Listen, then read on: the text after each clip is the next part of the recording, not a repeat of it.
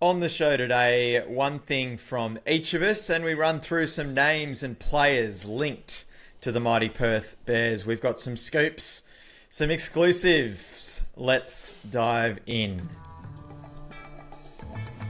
Today we can announce that the Perth Bears are about to become part of the National Rugby League competition.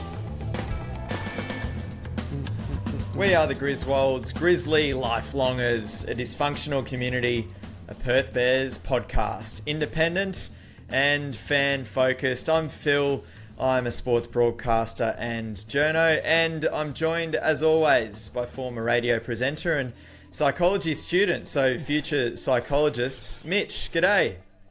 How are we, everyone? How are you doing? I'm good. Very good. I'm in the middle of an assignment right now, actually, so I'd love to talk about my Bears instead, so always welcome. Well, honoured to be getting you sidetracked and back on the show. Loving the feedback, loving the fact that we've been able to grow ourselves on Instagram and YouTube a little bit more this week, and may that keep coming. If you know any Bears fans that need some more Bears content in their lives, look no further than the Grizzwolds. Please share our stuff with them. Let's grow the Grizzwolds community. Get on board, like KO. Get on board. Indeed. Now, look, we'll get to some scoops, and I'm ready to drop some truth bombs on Manly and how it relates to us. But we will start with the sad news that came through last week in relation to the North Sydney Bears, and rather than us sort of talking out of school in any way, I'll quickly just read out the post that was put up by the North Sydney Bears official on socials. The Bears are deeply saddened by the recent passing of young Noah Johannssen. He'd been with the New South Wales Cup team for just 5 months, but quickly made a lasting impression through his vibrant nature, dedication, and the respect he showed to everyone around him. His loss will be felt deeply across our playing group, staff, and wider Bears community. CEO Gareth Holmes shared that Noah was a young man of great character. This is a heartbreaking loss, and our thoughts are with his family and loved ones. We extend our heartfelt condolences to the Johannssen family, current and former teammates and friends. So, yeah, obviously some really sad Bears-related news that we felt was important just to kick things off with, and we, on behalf of the Grizzwolds, we certainly pass on our condolences to the family as well. And Mitch, the other thing which we sort of just thought we'd slot in off the top was some news around the Bears' inaugural jersey release, and I believe it's August 8 at the Bear Pit over in Perth when the Sea Eagles take on the Storm. What do we know? Well, all I know is they've announced that they're going to be selling the jerseys at the game. So the countdown is on. Apart from that, that's when they're releasing them. First, so get in first. But other than that, they're sort of a bit vague of it all. I presume they're going to go online afterwards, but I think the idea is to try and get people at that game just to show Manly up. Yeah, well, and I think that'll be the last NRL game before the Bears officially take over at HBF Park, which I believe is being called the Bear Pit. Amongst Fantastic. Bears fan and community love the Bear Pit. So for those of you over in Perth, obviously a big opportunity to start to show what kind of following and voice there is over in the West when it's a big game for Perth to get as well, because there's obviously some really good, solid, strong, established rivalry between the Sea Eagles and the Storm, and probably filling the void of the Bears rivalry with Manly since obviously the Bears were removed in the late 90s. 100%, and don't forget that Meaney and Wishart will be playing, so there'll be a good chance for people to see them in action. But just going back on their rivalry, no one can forget the Battle of Brookvale. That's hopefully we can emulate something that isn't so physical, but that sort of tension would be great. That rivalry will be back in business as of next year. I can't wait. I'm actually going to stir the pot a little bit on today's show as well, which we'll get to. But Mitch, what do you want to talk about? I want to talk about Toby Sexton. I'm a bit worried by him. Look, Okay. I was watching the Dragons play on the weekend. Catalans. That's it, Catalan. I always Catalana. Sorry, I'm really bad with names. In case you were wondering, Not the joint venture on the No. South Coast, Sorry, that is aka correct. Rugby League Purgatory. that is correct. Sorry, thank you. Yeah, I'm so The bad with Super League names. club. Toby Sexton, of course, being one of our signings, slated to play halfback for the Bears next year. He's correct. Yes. So yes, as you said, Phil, he's slated to play halfback for us.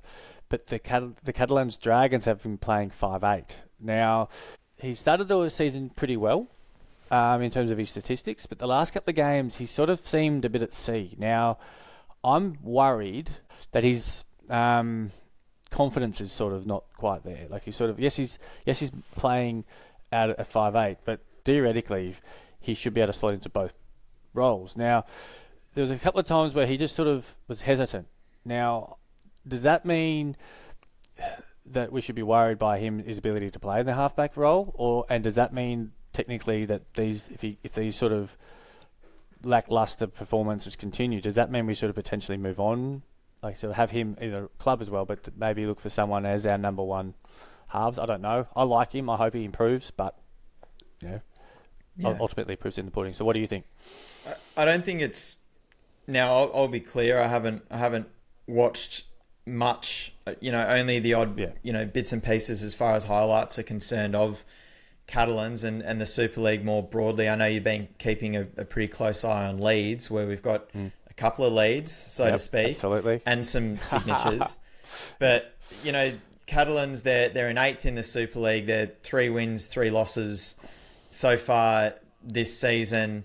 They're playing Sexton, I believe, out of position. I think he's a better half, and I'm taking way more notice of the film that he put down for the Bulldogs in the NRL last year and the back end of the year before that, over what he's doing out of position over in the Super League, where we don't really know all the details, but for all we do know, they're a middling team that aren't necessarily putting him in a good position to succeed. So I'm sort of seeing on the surface a few excuses as to why his form might be down over there. And I'm okay. The bottom line is I'm not overly concerned about that heading into Sexton playing 7 for us next season, if that turns out to be the case.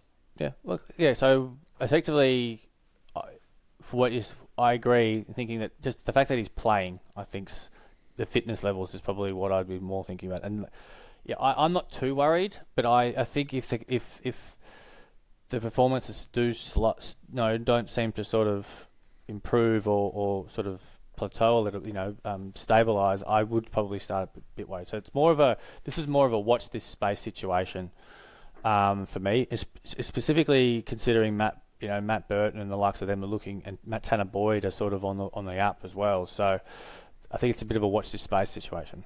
So what do you want to talk about, Phil? Okay, I want to talk about Manly, and I'll start with the Bears, and I do intend to bring it back to the Bears because this is a Bears podcast, of course. Now, Mal Meninga, of course, our coach, and other Perth Bears administrators like Anthony DeSegli, Ian Millwood, David Sharp, they've all had the opportunity to jump on the club's official podcast, the Big Bears podcast, and I've liked what I've heard from those guys so far, because there appears to be clear alignment in the direction that they want to take this club, and alignment is key. We'll certainly sort of come back to that in a moment, but they're also owning the fact that there is a real blank canvas for them all to work with this brand new NRL club. And there are other clubs, established NRL clubs, that simply don't have that luxury, and they cannot untangle the cultural mess that has festered over time. I just referenced before the Dragons, which is basically rugby league purgatory these days. They're not coming out of the woods anytime soon. And the media coverage is almost patronising because they're trying to give fans, something to grab onto and a reason to be optimistic about the short term. But very simply, things aren't going to improve anytime soon. And sadly, I think for Manly, our rival and the Seagulls, they've entered that space where they're not going to, be able to fight their way back out of an absolute rubble anytime soon. And there's a clear lack of alignment, which is what I'm coming back to. They don't have alignment in terms of their key roles, from the owner and chairman, which is obviously Scott Penn. He's the majority owner, through to the board, the CEO, their brand new CEO, Jason King, down to the coaching ranks, which of course changed hands in the last week. So they let go of Tony Mestrov, their old CEO, last year after they completely botched the Daly Cherry Evans situation. And Anthony Seibold was aligned with Tony Mestrov. That was sort of their connection. But then they go and give Seibold a 2-year extension. Yeah. And 3 poor games later, they sack Anthony Seibold. And we're only entering round 5 now. So they've essentially wasted an entire season.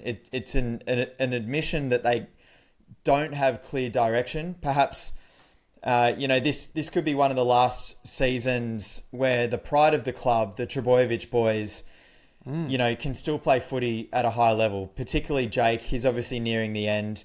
And this could be the last year where Tommy Turbo still has that, extra bit of pace, which allows him to dominate at NRL level. We're talking about, homegrown talents that are sort of reaching the end now.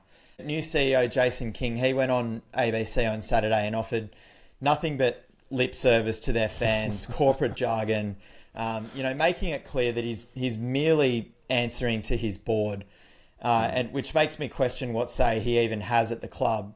The fact that this series of events happened, combined with suggestions and the likelihood that they'll favour candidates for their next coach that have club history, it just shows how out of touch this board is. They think that there's a messiah out there that's going to be able to come in and fix the mess that has been created by this club from the top down.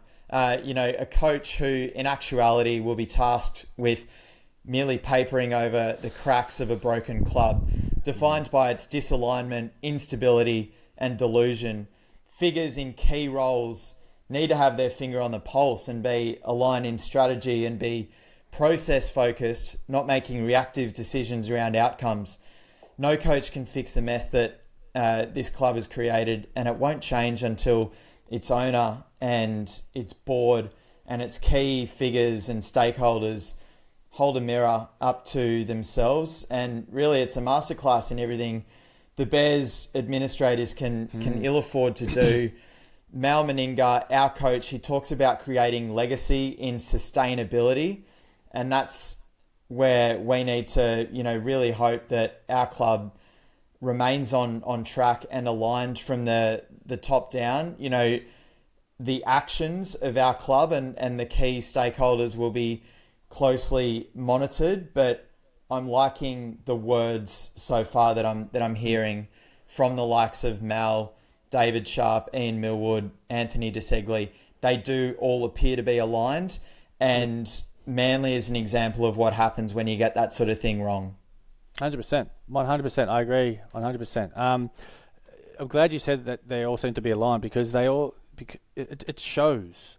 Like, you look at the clubs that, like the Penrith Panthers, like they all seem aligned, and I'm getting that vibe out of us. And then because it seems happy. It seems like a happy place to be. Like, there's all exciting. Yes, there's a lot of things, but I just wonder. I wonder if this Manly saga is going to cause a lot of just an exodus of players, which ultimately second-handedly could benefit us. Like we lost.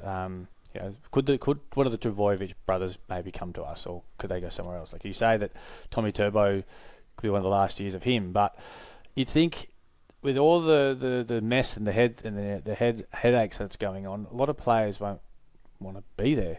I feel for the Trbojevics because again they're homegrown talent. Yep. I live in the Manly district, so I've got neighbours who are season ticket holders and all the rest of it, and those boys are the pride of that team. You know, as being homegrown talents, they don't appear to have any interest in playing elsewhere, and good on them. You know, I really respect that, but they deserve more from the people in key positions at the top, and their members, their fans, and their season ticket holders, you know, who have paid really good money for their seats for 2026. You know, they're not getting value anymore. They've already sort of, you know, dug their own grave as far as 2026 is concerned. And for Jason King to come out and say, yeah, we might look at Kieran Foran as our long-term solution here, but then pin that on results it just completely shows how delusional they are. It's not about results. Build good process, focus on nailing process, that will come. But the fact that they're already talking about that, and the fact that that's ultimately what did Seabold in after a 2-year extension, 3 losses in a row, it's just reactive governance, and it's everything that the Bears can't afford to ever become. No, and I actually do feel for Kieran Foran, because he's only been at the club for 4 or 5 months. He's 200 odd days post-retirement, which is the shortest transition from retired player to head coach of an NRL team that we've ever seen. In fact, it's a third of the length of the next longest turnover process, if that makes sense, which I'm pretty sure was Ricky Stewart at about 600 odd days. So it's absolutely wild. And they're not only digging their own grave for the rest of the 2026 season, but they're going to go backwards, because now these players are set up not for success, but for further failure. So it's look, from the Bears' perspective, you beauty. Not complaining. You beauty. Just on that. Now, since the West Tigers are starting to get out of that purgatory, do you think maybe Manly's going to fill that vacuum? As you mentioned about how the Dragons are in the, but I'm kind of sensing in the Manly setup right now what the West Tigers used to be like sort of. I'm not exactly convinced that the Tigers are going to fight their way out of that anytime soon, because they appear to be a club, you know, based around instability as well. We'll wait and see there, but you know, there are a few clubs who just aren't going to turn things around anytime soon. And from the point where we are entering next year and beyond, and I know Mal certainly hasn't hid behind expectations going into next season. We are set up to have immediate success because of the alignment and stability that I'm seeing and that they're expressing so far. Absolutely. So I'm really bad at the saying, but they always say it's better to have someone who's like a mediocre player playing at 100% than a talented player playing at 70%. You know, because you want that alignment, so getting the best out of players. Which, you know, an example of that is the Newcastle Knights on the weekend. They didn't have Ponga, they didn't have Dylan Brown, but the performance they put up against the Bulldogs was phenomenal. I reckon we could channel that for the Bears. Like, you know, even if we don't get this marquee player that people think that we need to have, that's an example of players that are good and up and coming being able to perform against the likes of, you know, the Bulldogs forward pack and things like that. So it's that's possible. where we need to nail those fringe coaching roles, and whoever we decide to bring in to be there to support Mal, because we all sort of understand as well, Mal was brought in, you know, with a high profile, very successful in the representative scene, of course, as well, with very limited NRL experience, and there are reasons to be concerned around Mal as a head coach in the NRL for those reasons. But if he has a good team of assistants around him, then we can rest easy that there are enough guys to do a really good job to set up our players for success in the short term and then sustained success moving forward. Yeah, you mentioned nailing the fringe players. I've heard some rumours around Jake Averillo. Do you know anything about that? Yeah, I've heard, you know, via some sources, shall we say, that we are seriously on the hunt for Jake Averillo, who has been at the Dolphins now. I think this will be his third year up in Brisbane, was previously at the Bulldogs. He's actually played close to or around 130 first grade games now, and he turns 26 in August. So you're talking about someone that's kind of in the prime of their NRL rugby league career. And this is someone who is defined by their pace and versatility as well. He's played halfback, he's played 5'8", he's played centre, he's played on the wing, he's played fullback. So it sort of certainly fits the bill as the type of player that we appear to be going after time and again. Someone that can offer that versatility. And it appears as though we're obviously recruiting players seemingly of high character, but also players of versatility. And we're just going to bring them all over and then figure out where to put the puzzle pieces into place. Yep. And if we can land someone like a Jake Averillo, I think he'll complement that roster quite nicely in the sense that he can fill multiple positions, but he also brings like a good amount of NRL experience as well, which some of our younger signings don't. No. But someone well and truly in the prime of their athletic career as well. Yep, 100%. I think there's also a Bulldogs link there. I do believe he played with Sexton at some point before he moved to the Dolphins. Yeah, I'm not sure. It might have been the year after, but certainly Bulldogs links. And then some of the other names that we keep alluding to, none more so than Matt Burton, who maybe there's a little bit more that we need to sort of dig up with that one as well, given what happened on the weekend with Matt Burton, who you look at what happened on the score sheet and he scores 2 tries for the Bulldogs in a losing effort, but that certainly doesn't tell the story, does it, Mitch? No, like he's just a gift that keeps on giving. This is the story that this is the fake news that doesn't necessarily have to be fake news because it just keeps adding to it. But he not only did he score 2 tries, the tries that he scored got them back into the game. So it was a big moment, and he just seemed angry, just didn't really seem interested. And so talk to that. What do you mean? So, because they played him in the second half. In the second half, they played him in the centres. Okay, we talk about how he'd been moving to the centres, and the sort of his body language changed from that moment. So he was playing in the 6, and he was confident in passing the ball around, and he was up and about. But then the second half came around when he was moved to that centre position. He just looked just like not disinterested, but like sort of angry and just wanted to sort of play for an individual. I wouldn't say individual, but he just wasn't interested in talking to Crichton. Like when he celebrated, Crichton went near him and he sort of just half blew him off. So that there's something there, and then we've heard about rumour mill that on a good authority that his partners expressed the desire and interest of moving to Perth. So look, it's a gift that keeps on giving. Watch this space. It sounds like Burton and his family, for that matter, are certainly open to the prospect of 100% of moving to Perth. 100%. So I think look, it's just a matter of time for me. Not a matter of if anymore. The other one I think is interesting is Connor Watson's been approached by Rugby Australia. So now, another Central West product, of course. Yeah, as we mentioned last week, yeah. So he plays for the Roosters, New South Wales and Origin. He's been sort of put out of favour since Reece Robson came in for the hooker position. He played rugby union growing up as a kid, a bit like Angus Crichton, played a lot of rugby union growing up. So there's a big competition. I don't know how interested he is. Let's watch this space, but that's probably in going to rugby.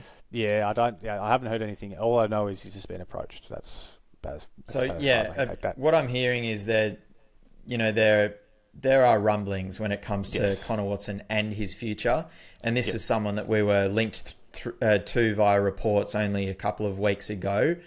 And again, a versatile player that has representative level experience and a lot of first grade experience that would complement our forward pack really well.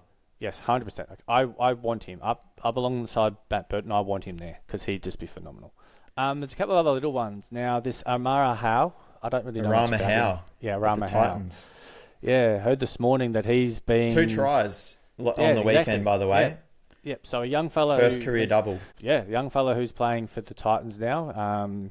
Sort of spent last year. I think he went away playing a year in Super League, apparently, according to my sources, and came back and has just become the new Fafita, they're calling him. So he has one brilliant game, played really, really well.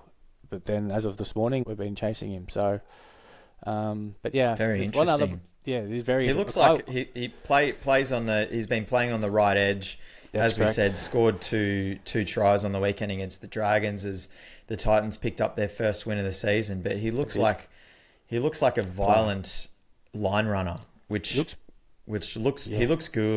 He looks very good. So if we can get him, that'd be great. The other one is Johannssen Sewer. Now, I don't know much about him, but we've been linked to him in the last week, heavily linked to him as a winger option, I believe. But you know more about that. He would be. So.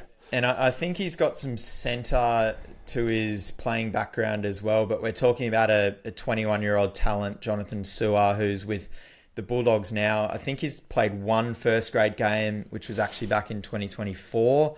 I reckon I commentated a couple of his Schoolboy Cup games going back 2-3 years. If I am thinking of the right guy, it's someone that stood out as just possessing that quality. Guys that sort of just have that class to them do stand out a little bit. So, look, he'd be another little interesting, I suppose, more fringy piece. Someone that would be competing with the likes of Luke Lowry-Leighty for a spot out wide, potentially. Harry Newman, who we've spoken about from Leeds over in the Super League as well. Sean Russell, of course, as well, yeah.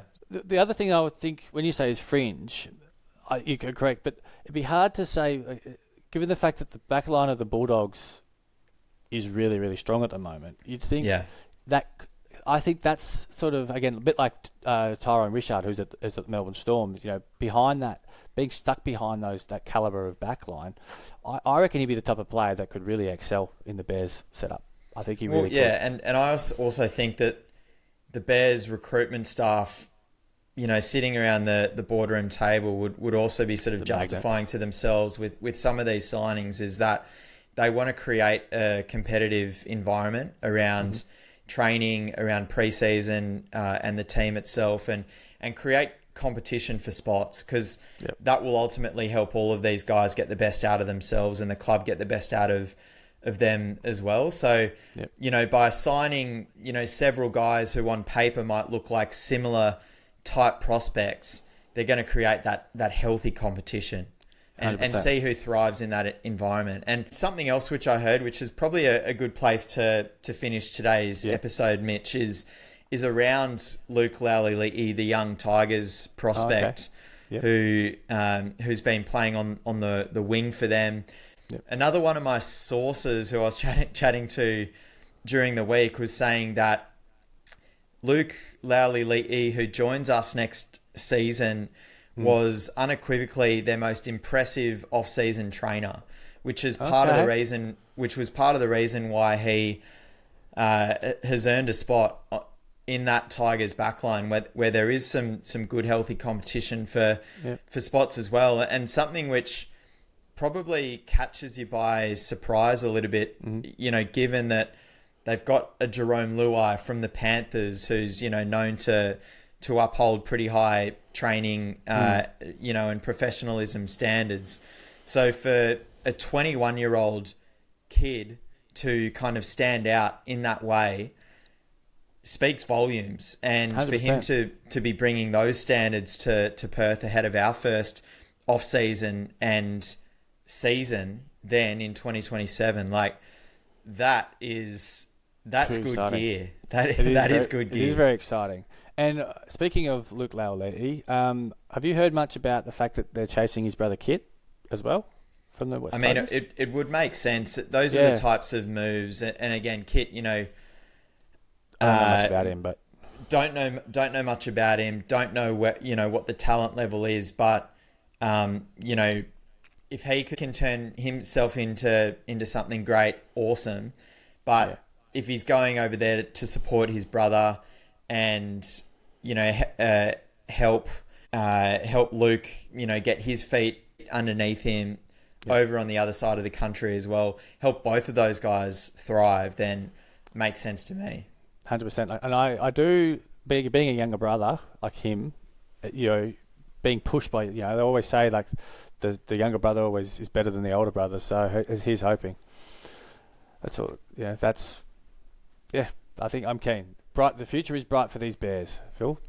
So watch this space. Mitch, a big thank you for your time again this week. And Always. Of course, to those that have listened right to the end of this episode, we greatly appreciate your early support as far as this Grizzwolds project is concerned. Please follow us on Instagram at the Grizzwolds NRL, on YouTube at the Grizzwolds NRL. Please follow and subscribe to the show on your preferred podcast player like Apple Podcasts or Spotify. But that'll do us for this week. What do we say to wrap up the show, Mitch?